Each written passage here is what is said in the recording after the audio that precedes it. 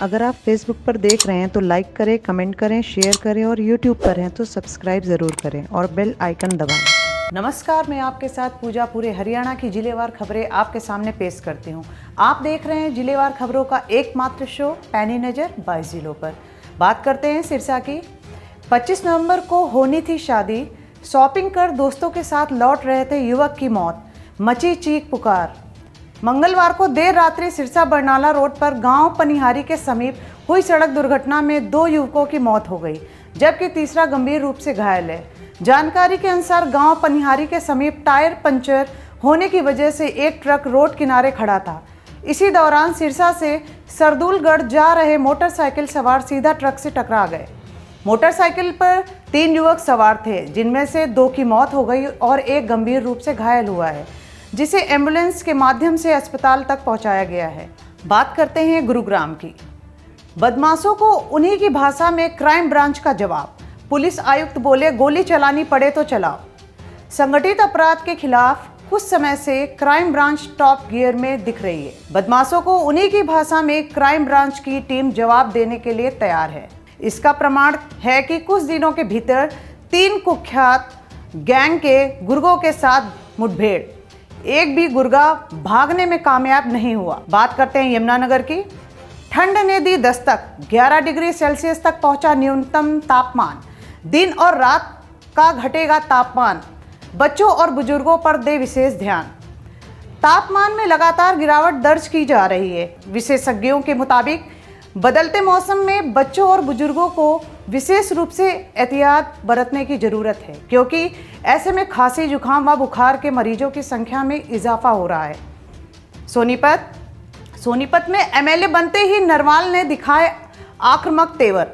भाजपा ने जो घोषणाएं की थी, पूरी करवाकर लूंगा दम। विधायक बनते ही नरवाल ने आक्रामक तेवर दिखाते हुए कहा कि चुनाव से पहले लोगों के वोट देने के लिए गठबंधन ने जो वायदे किए थे उन्हें पूरा करना जरूरी है। बड़ौदा हलका का उपचुनाव जीते इंदुराज नरवाल की हलके के लोगों के प्रति जवाबदेही और विकास कराने की चुनौती बढ़ गई है। प्रदेश में भाजपा जजपा गठबंधन की सरकार है और नरवाल विपक्षी दल कांग्रेस से विधायक बने हैं। उपचुनाव में प्रचार के दौरान कांग्रेस नेताओं ने बड़े वायदे तो नहीं किए थे, लेकिन गठबंधन सरकार पर बड़ौदा की विकास में अनदेखी, कृषि कानूनों, किसानों के मुद्दों का खूब भुनाया था। कैथल। सतयुग में होता था विशाल टीला, यहाँ हुआ था राम भक्त हनुमान का जन्म। हरियाणा में है ये ऐतिहासिक नगरी। कैथल को पहले कपिस्थल के नाम से जाना जाता था। कपिस्थल के राजा भगवान हनुमान के पिता केसरी रहे हैं, जिस कारण कैथल को भगवान हनुमान जी की जन्मस्थली मानी जाती है। इसकी एक पहचान पार्क रोड स्थित प्राचीन हनुमान मंदिर भी है, जो अंजनी मां के टीले के नाम से मशहूर है। यह मंदिर श्रद्धालुओं की आस्था का केंद्र है। हनुमान जी की माता अंजनी को समर्पित यह टीला कैथल के मुख्य ऐतिहासिक स्थानों में से एक माना जाता है। यह मंदिर शहर के बीचों बीच स्थित है। यहाँ हर मंगलवार को पूजा पाठ करने वाले श्रद्धालुओं की भारी भीड़ भी उमड़ती है। इसी के साथ बात करते हैं पानीपत की। ऑर्गेनिक खेती ने बदली इन किसानों की किस्मत। मंडी से ज़्यादा दामों पर घर से बिक जाती है फसल। पिल्लूखेड़ा व आसपास के गांवों के किसान समूह बनाकर जहर मुक्त खेती पर काम कर रहे हैं। ऑर्गेनिक तरीके से खेती करते हैं और अपनी फसल बेचने के लिए मंडी पर भी निर्भर नहीं है। घर से ही मंडी से महंगे दाम पर उनके उत्पाद बिक भी जाते हैं। पानीपत। जहरीली शराब कांड, अब तक 4 की गिरफ्तारी। शराब बनाने वाली फैक्ट्री का मालिक मनदीप गिरफ्तार। जहरीली शराब कांड की जो जांच आगे बढ़ रही है, त्यों शराब माफिया सलाखों के पीछे पहुंच रहे हैं। एसआईटी ने जहरीली शराब की फैक्ट्री चलाने वाले एक और मालिक सोनीपत के नैना ततारपुर गांव के मनदीप उर्फ सेठा को गिरफ्तार कर लिया है। इस मामले में एसआईटी मंगलवार को सेठा के पार्टनर नरेश उर्फ नेसी, गांजबड़ के कुलदीप और बिहोली के मोहित उर्फ मोती को गिरफ्तार कर चुकी है। इसी के साथ हिसार की बात करते हैं। हिसार में नारनौद में अवैध व नकली शराब के हर महीने 28 मामले आ रहे हैं सामने। हासी मुनाफे के चक्कर में अवैध शराब बेचने वाले तस्कर लोगों की जान खतरे में डाल रहे हैं। सोनीपत जिले में जहरीली शराब पीने से बीते हफ्ते कई लोग अपनी जान गंवा चुके हैं। वहीं हासीवा नारनौद इलाके में भी इस साल 10 महीने के अंदर हजारों लीटर लाहन व कच्ची शराब की बोतलों के पकड़े जाने से जाहिर होता है कि इलाके में ना कि नकली शराब का धंधा फल फूल रहा है। हालांकि शराब तस्करों की कमर तोड़ने के लिए पुलिस भी अपने अभियान में जुटी हुई है। भिवानी मंत्री मूलचंद ने कहा, हरियाणा रोडवेज का निजीकरण नहीं, कर्मचारियों का भरोसा जीतने में जुटे। हरियाणा के परिवहन मंत्री मूलचंद शर्मा ने कहा है कि हरियाणा रोडवेज का किसी भी सूरत में निजीकरण नहीं होगा। हरियाणा सरकार की ऐसी कोई मंशा नहीं है। कर्मचारी संगठनों के साथ बातचीत में उन्होंने स्पष्ट किया है कि राज्य सरकार का ऐसा कोई विचार नहीं है। कि परिवहन मंत्री ने कहा है कि यदि सरकार की मंशा निजीकरण की होती तो विभाग में नई भर्तियों की प्रक्रिया शुरू नहीं की जाती। हड़ताली कर्मचारियों से एम्स हटाने के बारे में संबंधित डिस्ट्रिक्ट अटॉर्नी को पत्र लिखा जा चुका है। कैथल में भारतीय स्टेट बैंक के अंदर चली गोली, गार्ड की हुई मौत। कैथल में बैंक के अंदर गोली चलने की आवाज से सनसनी मच गई। गोली सुरक्षा गार्ड को लगी थी। इसकी सूचना पुलिस को दी गई। पुलिस ने जांच की तो पता चला कि सुरक्षा गार्ड ने आत्महत्या की है। सुरक्षा गार्ड ने राइफल से खुद को गोली मार ली।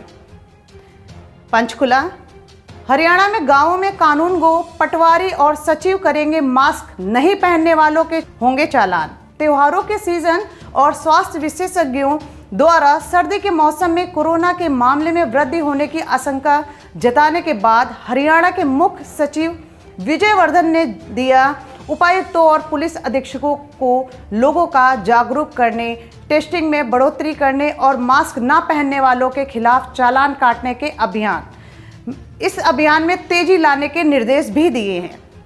अंबाला बकायेदारों को छूट देने के बाद भी नगर परिषद नहीं वसूल पा रहा प्रॉपर्टी टैक्स। नगर परिषद को बकायेदारों से प्रॉपर्टी टैक्स वसूल पाना गले की फांस बनता जा रहा है। 3 बार छूट देने के बाद भी बकायेदार टैक्स जमा तक नहीं कर पा रहे हैं। बकायेदारों पर करीब 15 करोड़ रुपए का टैक्स बकाया है। पहले प्रॉपर्टी टैक्स जमा करने की अंतिम तिथि 31 अक्टूबर थी। इसी बीच करीब 12 लाख रुपए का ही टैक्स जमा हो पाया है। बात करते हैं करनाल की। पत्नी और बेटी को चाकू से घायल करने वाले संक्रमित पति को करनाल कोविड-19 जिले में लेने से किया इनकार। पत्नी और बेटी को चाकू से घायल करने के मामले में आरोपित पति व ससुर को कोर्ट पेश किया गया, जहां से दोनों को जेल भेजने के आदेश दिए गए थे। मगर जेल भेजने से पूर्व दोनों आरोपितों का कोविड-19 टेस्ट कराया गया था। इसमें पति सतपाल की संक्रमित होने की रिपोर्ट आई, जबकि ससुर लाभ सिंह की आनी बाकी है। इसके बाद पंजोखरा थाना पुलिस ने आरोपित सतपाल को करनाल कोविड-19 जेल भेजा, मगर वहां के जेल प्रशासन ने आरोपित को रखने से इनकार कर दिया। अब पुलिस संक्रमित आरोपित को वापस शहर के कोविड-19 अस्पताल में भर्ती करवाएगी। बता दें, आरोपित सतपाल ने अपने पिता लाभ सिंह के साथ मिलकर पत्नी पूनम व बेटी पर चाकू से हमला किया और उन्हें घायल कर दिया।